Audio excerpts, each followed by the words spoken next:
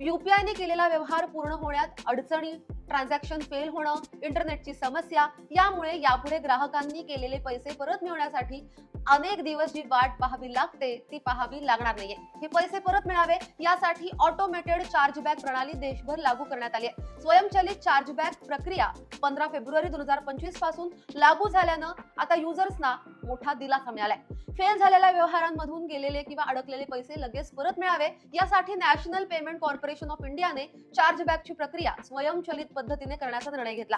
युजर्सच्या तक्रारींची दखल घेत एनपीसीआयने या प्रकरणात सुधारणा करण्याचा निर्णय घेतला. नवीन नियमांमुळे चार्जबॅक प्रक्रिया अधिक जलद गतीने होईल. युजर्सना अनावश्यक त्रास सहन करावा लागणार नाही. म्हणजे अगोदर जे आपल्याला आठवडाभर वाट पाहावं लागत होतं किंवा 2 दिवस वाट पाहावी लागत होती ते पैसे आता आपल्याला लगेच मिळणार आहेत. पण आता हे पैसे परत कसे मिळणार?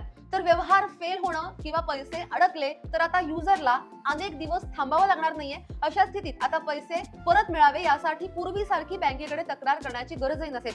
तुमच्या बँकेकडूनच चार्जबॅकच्या विनंतीवर तात्काळ प्रक्रिया केली जाईल. ही प्रक्रिया आता स्वयंचलित करण्यात आली. त्यामुळे रिफंडची प्रक्रिया पूर्वीपेक्षा अधिक वेगवान आणि पारदर्शक होईल. पैसे त्वरित तुमच्या खात्यात जमा होतील. कोणत्याही प्रकारचा व्यवहार कोणत्याही कारणामुळे अपूर्ण राहिला असेल तर त्याचे पैसे ग्राहकांना परत दिले जातात. सामान्यपणे कोणतीही तांत्रिक अडचण येणं किंवा फसवणूक झाल्याच्या स्थितीत ग्राहकाला पैसे परत केले जातात. यालाच चार्जबॅक असं म्हणतात. म्हणजे अनेकदा आपण रिचार्ज करायला जातो किंवा कुठलंही ऑनलाईन ट्रान्झॅक्शन करतो तेव्हा इंटरनेट सेवा बंद पडते किंवा इतर कुठल्याही कारणामुळे ते पैसे समोरच्या व्यक्तीपर्यंत पोहोचत नाही पण आपल्याकडून कट होतात. अशा स्थितीत ही चार्जबॅक प्रक्रिया आपल्याला मदत करणार आहे.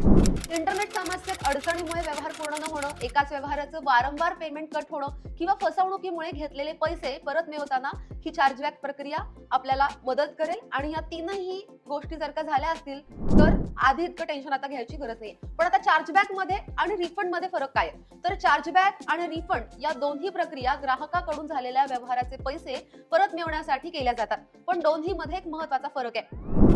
रिफंड म्हणजे ग्राहकाला यासाठी सेवा देणाऱ्या एजन्सीकडे पैसे परत मिळवण्यासाठी अर्ज करावा लागतो आणि चार्जबॅक मध्ये संबंधित ग्राहकाला त्याच्या बँकेकडे अर्ज करून झालेल्या व्यवहाराची तपासणी आणि रकमेची परतफेड करण्याची विनंती करावी लागते. हा मूळ बदल या दोघांमध्ये आहे. आता सगळ्यात महत्त्वाचा प्रश्न म्हणजे तक्रार कुठे करायची? तर यूपीआय किंवा नेट बँकिंगद्वारे चुकीच्या खात्यात जर का पैसे ट्रान्सफर झाले असतील तर तुम्हाला याची तक्रार नोंदवता येते. टोल फ्री क्रमांक 1800-120-1740 वर कॉल करून या व्यवहाराची माहिती तुम्ही देऊ शकता आणि तक्रार नोंदवू शकता. ही माहिती तुम्हाला कशी वाटली आमच्यापर्यंत अवश्य पोहोचवा. आतापर्यंत लोकमत सबस्क्राईब केलं नसेल, फॉलो केलं नसेल तर लगेच सबस्क्राईब करा, फॉलो करा आणि पाहत रहा लोकमत. धन्यवाद.